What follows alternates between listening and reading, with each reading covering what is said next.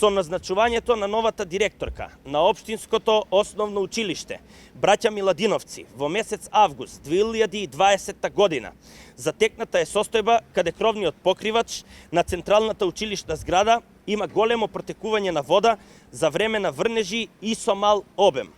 Истото го имаше своето негативно влијание на воспитно-образовниот процес.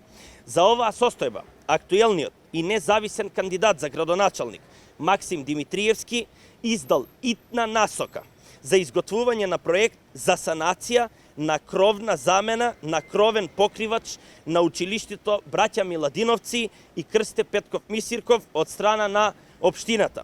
Тој, како татко на градот, не бил воопшто известен и запознаен за состојбата од претходната директорка на училиштето, која патем денеска се наоѓа на листата на советници од редовите на Социјалдемократскиот сојуз за информирање на јавноста. Јавното предпријатие Куманово план Куманово изработи проект со кој на 23.11.2020 година училиштето аплицираше по јавен оглас за финансирање на проекти за реконструкција на училишен објект објавен од Министерството за образование и наука.